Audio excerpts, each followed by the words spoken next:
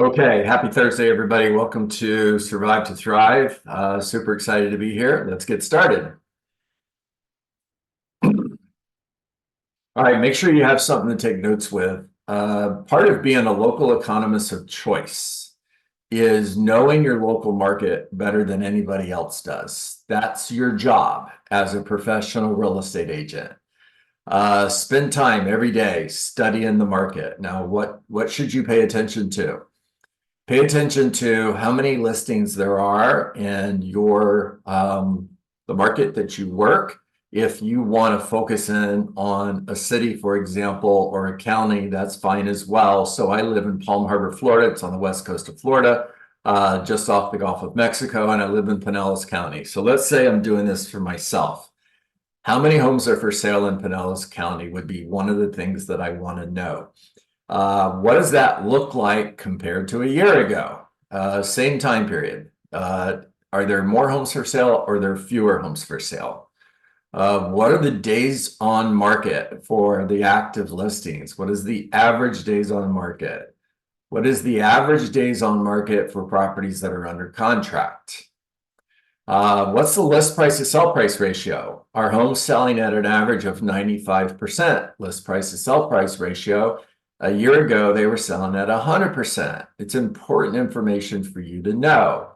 Now, as you're collecting this data, and you're having conversations with customers, you're having conversations with friends, family members, and neighbors, and you get into a real estate conversation, which you're almost going to always do, right? As a real estate agent. I mean, people who know you and they know you're a real estate agent, the question's coming somewhere in the conversation, how's the market? Now, you could be like every other real estate agent who doesn't study these things, and you can respond with, the market's awesome. Now, you're the consumer. What does that tell you? It doesn't tell me a whole lot. But when you're able to tell them, well, actually, there are currently blank number of homes for sale in our county, that number's up 25% year over year, by the way. So we're seeing a lot more inventory. That's valuable information. All right. The other thing that I want you to do is I want you to get really good at doing supply and demand analysis. Super important. And I know this is super repetitive. I've done it before. However, I still keep getting questions about this. So it's my hallucination that there's still agents out there who aren't doing this correctly or don't quite understand it. So we're going to do it again. All right. Now, you've got, I'm going to stick with Pinellas County, and I want to know within a 2 to 3 mile radius of my home what the market looks like. And let's say that my home, the market value for my home is $375,000. Well, I specifically want to know what the market looks like between 350 and 400 because that's my market, or I'm going on a listing appointment. And this is the subject property. It's in Pinellas County. It's in Palm Harbor. This is a 2 to 3 mile radius around the property. And the comps look somewhere around 375. So I'm going to do a supply and demand analysis here. We'll do that so we can go over here. A are the active listings between $350,000 and $400,000. So how many active listings are on the market between $350,000 and $400,000? That's the first part of the equation. B is the solds, same price range, $350,000 to $400,000. And I'm just looking at single family homes because the subject property is a single family home. And I'm looking 350 to 400. I don't care if they're comparable or not. I just want to know what's the inventory. In other words, what's my competition? How many homes am I competing against? I also want to know how many sold in the last 6 months. Now, why do we use 6 months? Because it's a math equation and we need data. That's all. Now we're going to take the number of homes that sold in the last 6 months, and we're going to divide it by 6. That's C. So C, we're going to take B, divide it by 6, and that's going to tell us how many homes are selling every month. Let's say that in our search, we found 18 properties that sold in this market between $350,000 and $400,000. All right, so we're going to take 18, we're going to divide it by 6. That tells us that we have 3 homes selling every 30 days. Now, what do I know? I know that my home has to be one of the 3 if I'm going to sell. And I know that it's always going to have to be one of the 3 in order to sell. In other words, if it doesn't sell in the first month, the second month, it's got to be one of the top 3 properties. And there's new homes coming on the market. So 18 months, there could be, let's say we start out with 12 active listings. And I've got to be one of the 3 out of the 12. And month 1, 3 sell, sure enough, but 4 more homes come on the market. So now we have 13 active listings. And I still have to be one of the top 3. So in order to sell my home at any given point, I'm going to have to be one of the top 3 properties. Now, D. I've already given you the answer to this, but let's do it. D is A, the number of active listings, divided by C, the number of homes that are selling every month, equals, I've got a 4-month supply of inventory. All right, let's transition this to the conversations we've been having around the NAR settlement. I want to talk to you about why homeowners need real estate agents, why homeowners need professional real estate agents who understand this at a really high level, why homeowners need local economists of choice, why homeowners need strategic pricing professionals. If there is less than 30 days of inventory, I want you to go back in a time machine with me to 2021, or when the market was so hot and you guys were writing 5 offers in order to get 1 accepted, or you were writing 10 offers in order to get 1 accepted. And there was no inventory. And in that market, a seller needs a real estate agent. It's still in their best interest to have a real estate agent represent them. However,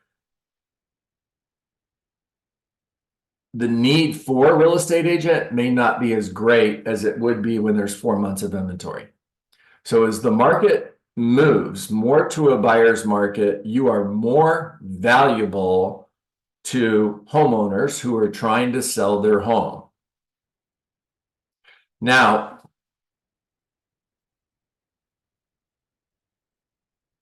your job as a professional real estate agent is to meet your seller's goals and exceed their expectations. Your job is also to sell their home for the most amount of money in the least amount of time. And there's a fee to do that. Now, with the changes that we're looking at, the only thing that changes is my fee to represent you is blank %. Remember, that's negotiable. It could be 2, it could be 3, it could be 4, it could be 5, whatever you negotiate. Now, as the market goes from a hot seller's market to a buyer's market, and it's harder to sell that home, could you actually negotiate a higher fee in a tougher market? The answer is yes. Of course you could. How much is the seller paying you if you don't sell their home? It's 0. And you're going to spend money to market that property. You're going to spend time and effort in order to service that listing, and you're taking all the risk. And there's a possibility, and that possibility goes up every time the market becomes more of a buyer's market. In other words, go from 4 to 5 months, there's a greater possibility it's not going to sell. Go from 5 to 6 months, even a greater possibility the home is not going to sell. Now, if I went back to 2007 and 8 with you and I told you what that market was like, and we were looking at a year of inventory in most markets, and in most markets, 33% of the homes that went on the market sold. 33%. Which means you take a new listing, there's a 66% chance you're going to spend money and time marketing that property and make no money. On average, the average homeowner had to list their home 3 times in order to sell it. And the reason for that was it took them 2 times of failure in order to get real and price it where they needed to price it in order to sell it. I mean, the joke back then was firstborn, second spouse, third realtor, because if you're the third realtor, you're going to sell the property. So as the homes become more difficult to sell, your value actually increases. Now, it increases on the seller side. It also increases on the buyer side. If you have a buyer for a property that's been sitting on the market for a long time and you know you've got the buyer, it's the right house, you're going to sell it, and you're negotiating an offer of compensation, you could actually negotiate a higher commission. Your value goes up as the market shifts to a buyer's market. Now, the reverse of that, because we're going to get back into a market that's less than 30 days of inventory. Is that going to happen this year? I don't think so. Is it going to happen in the near future? Again, I don't think so. If I had a crystal ball and I'm using data as a local economist of choice, I would tell you that what we're going to see is very similar to what we've seen in the past. And what we've seen in the past is when a market shifts from a seller's market to a buyer's market, it usually takes 1 year to 2 years on average. Okay, the last time it happened, it took 5 years. It usually takes 2 years to 5 years for that market to level off. It's been doing this, now it's doing this, then it's doing this. And it takes 2 to 3 years for this before the market starts to come back. Now, if that's true this time, then we could be 2, 3, 4 years away from being in a market where there's less than 30 days of inventory. And when it happens, be ready as real estate agents to be negotiating offers of compensation that are much less than what you're used to in the past. It's part of the new normal. I'm telling you, it's going to happen. You're going to have to be okay with that. And it doesn't mean you're going to make excuse me, doesn't mean you're going to make less money. I believe you'll make more money, and here's why. I believe you'll make money because the number of homes that is being sold is still going to be pretty steady, somewhere between 4 million and 6 million homes a year. That's what we've seen over the last 20 years. And if there's half the real estate agents in our industry that there is now, and that happens every time there's a shift as well. It'll definitely happen now with everything that's changing in the industry. If the same number of homes are being sold and there's half the number of agents selling those homes, it's math. You're going to sell more homes. You're going to make a little bit less money per transaction when the market shifts to a seller's market. Remember I said that, okay? But you're going to make more money because you're closing more deals. Now, it's really important for you as a professional. You're a business owner. You got your real estate license to be a professional real estate agent, but you also are a business owner, and you've got to think like a business owner, not a salesperson. A business owner doesn't just close transactions as a technician. They're also running a business, which includes being very strategic and spending time working on the business versus working in the business. And in that time you're working on the business, you need to pay attention to what's going on in the market so you can be strategic with your approach. Now, when the market gets back to under 30 days on the market, I'm going to be extremely aggressive with a marketing plan Don't get mad at me, everybody, okay? I'm going to be super aggressive with a marketing plan that sounds something like, I'll sell your home for as little as 2%. And what's your first thought when you're hearing that? Holy cow, you're a discount agent, John. Before you go there, the new normal, when you are marketing your services as a listing agent, you are marketing your service to represent the seller. You're no longer marketing your services as representing the seller and paying the buyer's agent. All right. Now, understand that you could be a part of a brokerage that doesn't allow you to market fees. That's fine. Okay. But here's the approach. The approach needs to be, even if it's just in one-on-one conversations, when the market gets back to less than 30 days on the market, your approach is more based on, I'm going to sell your home in 30 days. I'm going to sell your home for 100% or more of the asking price, and you're going to save money because my fee is blank. When the market becomes more of a buyer's market and there's lots of inventory on the market, there's more risk. There's a chance that some of the listings you take won't sell. There's a good chance. Now you have to be very strategic in how you work on your business and understanding that you're taking a risk every time you take a listing. Some of them will sell, some of them won't. And you're going to lose money on every one of the ones that don't. So the money that you make on the homes that do sell need to work in your budget model of your business. Same thing is true in working with a buyer. Conversations are very similar, but it all starts with understanding the market. What kind of market are you in? How many homes are for sale? What's the average days on market? What's the list price to sell price ratio? How do those numbers compare to 6 months ago? How do they compare to a year ago? What's supply and demand? If you're selling your home between $350,000 and $400,000, specifically within a 2 to 3 mile radius of your home, what's that market look like? You have to know the answers to those questions. All right, talk to me, guys.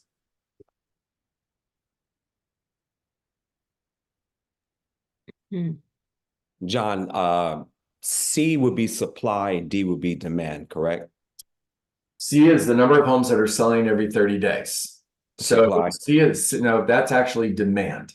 C is demand, which is how many homes are selling every 30 days. D is demand. Okay. C is demand. D is months of inventory. Okay, got you. Right? Your local MLS would refer to it as absorption ratios. Okay. Yeah. You know, John, what comes up for me when I hear you talk today is we have an opportunity to to really show up, like you said, as a professional. We really do. Yep. And we have an opportunity to really create our own narrative as a real estate professional. And that's what I'm looking at. All this noise about what's going on. And what comes up for me is that, okay, you know, here's the opportunity for me to get creative in terms of how do I really want to run my business? You know, this is something that was told to me years ago, super years ago, and I didn't understand it. Maybe some of you on this call may or may not understand it, but the beauty of turning down business feels really good. When I first entered turning down business, I quote told myself, I think I made it. I have arrived. Yeah. And when that happens, that's when you're just not getting pushed around by anything. You're really setting the right boundaries that are suitable to your lifestyle, to your time, to your energy, to your health, to your soul, all kind of stuff. Because if not, you'll just get dogged around, and then you'll do anything. Yeah. And then the last thing I want to say is you could be tempted to do something that you could not believe you did. There you go. Yeah. Well said, Nathan, as always. Hey, Nathan, I have a question for you. So if I'm hiring an attorney that gets paid by the hour, not an attorney who gets um, part of what I get in an Right. injury claim, for example. But there's attorneys out there that charge $100 an hour, attorneys that charge $400 an hour. What's the difference between an attorney that charges $100 an hour and $400 an hour? That attorney sold you on their services. Yeah, okay, they sold you on their service. That's a good answer. Is there anything else? Does the attorney that's charging $400 an hour, do they have a resume with more success than the attorney who's charging $100 an hour? I don't mean every time. I mean most of the time. I say, yeah, I agree. If you yeah. feel yourself going to court and you've got a really tough battle, the odds are against you, and you have to win this case. Are you hiring the attorney that charges $100 an hour or the attorney that charges $400 an hour? I need that 400 guy. There you go. Okay. Why is it any different with us? Well said. Okay. Clarissa, talk to us. So the supply and demand, Yeah. that's going to really be the skill you need for both your seller and your buyer. Yes. You use it to show your value on Yes. both sides. Yes. Yes. And as that supply and demand goes up, in other words, we go from 30 days of inventory to 90 days of inventory, your value goes up. Your value and your negotiation skills. Yes, well, that's 100%. And that's part of your value. That's part of why I'm hiring you. Part of why I'm hiring you. If I'm a buyer, one of the reasons I'm hiring you is I want the property at the lowest possible price. Okay. Right. And I realize that I've got a better chance of getting that property at a lower price if I've hired a professional negotiator than I do if I've hired somebody who doesn't know what they're doing. Exactly. And that comes into that skill set. Yes. And that's why when, you've been teaching this like since forever. Yes. When it shifts, this is now a market that's going to eliminate those that don't have the skill set. Yes. Yes. Now you've become that $400 attorney. And your clients are going to be glad to pay it. Right. All right. That was a huge aha moment. Yes, it was. There you go. I Yes, love it was. I love the thought what Clarissa is talking about in terms of taking using the supply and demand analysis representing the buyer. Yes. And it should be a part of your consultation. Yes. It should be part of your consultation. These are the skills that are going to put you at that $400 an hour type of attorney. There you go. There you go. Yes. When you're presenting an offer as a buyer's agent and there's a 6 month of inventory, then you're negotiating a higher offer of compensation because you've got the buyer. Mm-hmm. They want to sell their home. Mm-hmm. It's not selling. You want to sell your home? I've got the buyer. Yep. Let's get it done.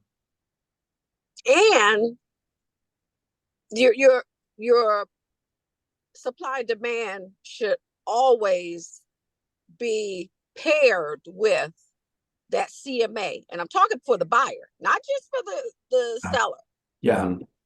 Yeah. The market says the home is worth this. By the way, supply and demand for homes in this price range is 7 months.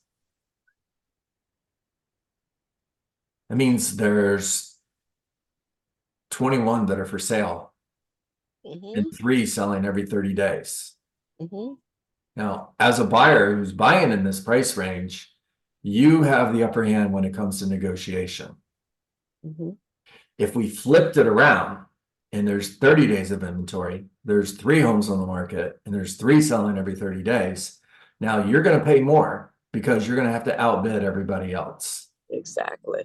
Yeah, the skill of writing winning offers. That's the whole key. You know, Well, that's where your value comes in there. Because as a buyer, I don't want to have to write offers on a dozen homes to buy one home. I want to write an offer on one home and buy that home.